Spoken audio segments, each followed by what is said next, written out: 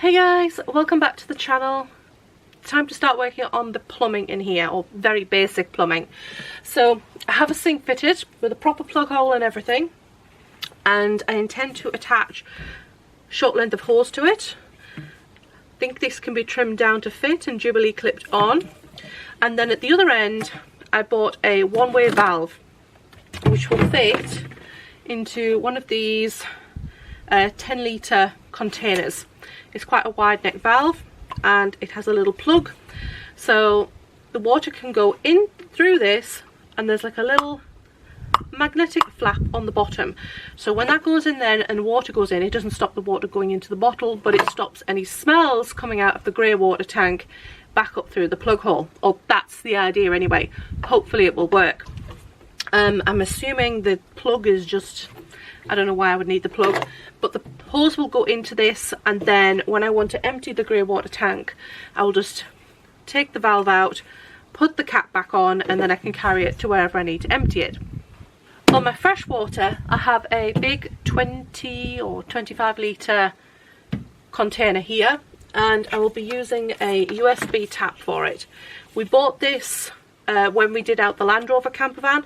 Hopefully this will still work because I haven't tested it, and I haven't decided yet whether I'm just going to drill a hole in the worktop and feed the pipe through, which is probably the most logical thing to do. But I do need to sort out whether I need to get some sort of a grommet or something for this to go into my freshwater bottle. I don't think it's got a breather hole on this, so I'll have to figure something out for that. So those are the main basics for my fresh and grey water. As for toilet waste, that will be separate. That will be a dry compost toilet. Originally I was going to have my freshwater bottle right in the back and my grey water bottle at the front for easier access, because my freshwater bottle is so much bigger and this is going to be emptied more often than the freshwater will be filled. But thinking about it now, decided to put the grey water bottle in the back. I can still empty it quite easily because I have the extra door inside the alleyway of the van, and that means that the pipe can go straight from the plug hole down into the bottle, and it's easier to get the big bottle out of the front without the pipe being in the way and having to kind of move it up out of the way to lift the freshwater bottle out when I want to fill it. It also means that if I put my freshwater bottle in here, that I have quite a bit of space here at the back of the bottles here to make a area to put cleaning supplies. I'm not sure how I'm going to do that yet, whether I'm going to put like a little, like a pocket that's fixed on the wall that I can slot bottles in, things like cleaning spray and cloths, that sort of thing, kind of like your under sink cupboard at home. And that leaves all of this whole back area free. That doesn't interfere with any of the bottles or the pipes either. The only thing that will be there will probably be my freshwater pipe for the tap that goes into the bottle, but I'm not sure where I'm going to run that yet. Also, I've decided to cut this hose down. I should have probably ordered a shorter piece, but wasn't sure how much I would need. So I'm going to use the narrow nozzle end to Jubilee clip onto the plug hole rather than this end, and then just cut this to the length I want, because this should still stay in the rubber valve here because of all the ridges, so it shouldn't come out. Those ridge, the edge of the rubber will actually sit in amongst the ridges, so it shouldn't be a problem, and it means I don't have all this excess pipe. I did consider just kind of curling it round in a slight downslope and Jubilee clipping it to the cupboard, but too much hassle, and you just don't gain anything from it.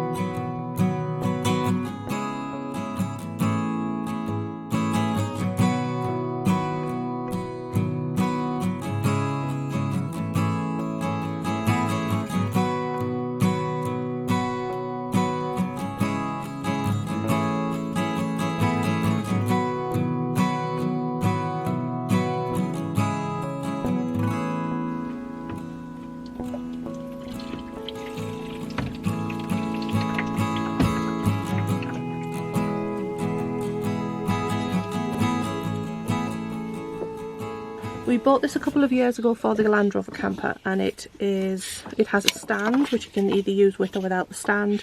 This you can attach on one of those big drinking water bottles, and it works really well. In fact, we haven't charged this up since we went on holiday 2 years ago, and it still runs. There's a narrow hose that comes out the bottom, and I haven't yet decided how I'm going to make this go down into my water container underneath this cupboard, whether I'm going to drill a hole through the worktop or feed the cable out the side and drill a hole in the cupboard framework. I'm not sure yet. And it's got a good length hose on it, and it works really well. My water container currently has a tap on it. This is what it came with when we bought it a few years ago. I will be replacing this. I have 2 replacement lids on order. One is a plain lid, they're just a stop, a closing lid that I can put on when I'm carrying the water container to or from a water source, and the other one has a hole in the centre of it that you can place through one of these kind of hose pipe connectors through. I won't be using it to attach to my hose pipe, mostly because this bottle doesn't have a air hole so that you can let the air out when you're filling it. Instead, I will just probably put my hose pipe straight into the container when I'm filling it. But these hose pipe connectors have a hole that runs through the centre of these, so when that's in the cap, I will be able to run my hose through this when I'm using it, and it'll keep out any bugs and beetles or dust that might get into the cupboard.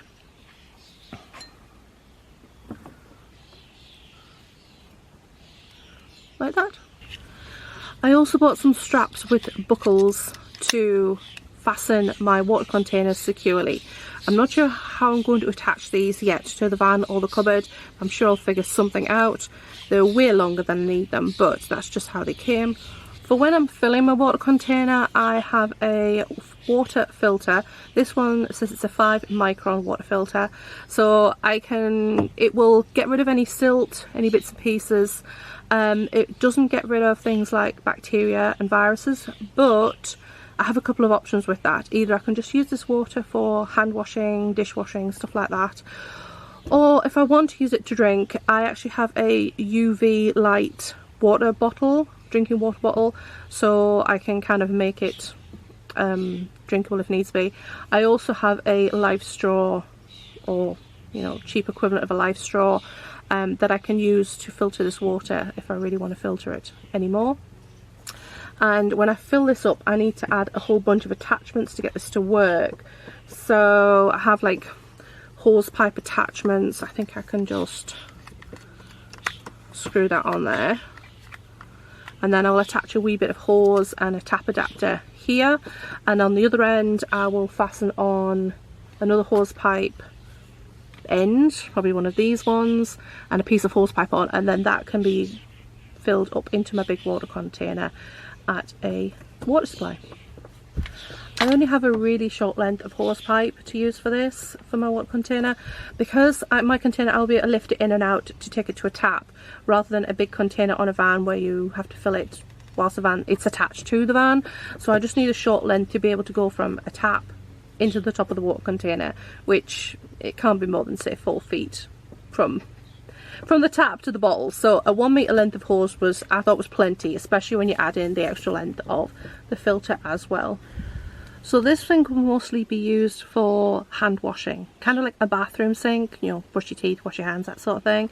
And then when I want to wash dishes, I have a collapsible washing up bowl. I can uncollapse it, and I can just place the washing up bowl in there,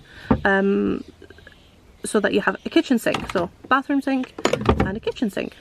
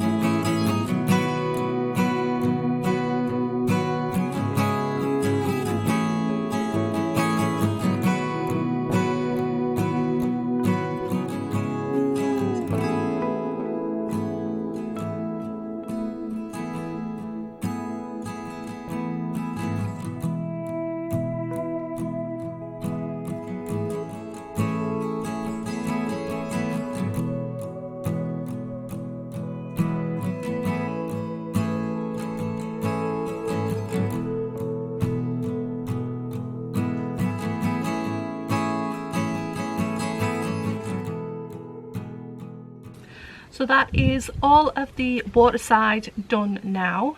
I have the ability to wash hands, wash dishes, get rid of all that water, and yeah, there's only the toilet lift to do, and that doesn't include any water, so I will have to do that at a later date.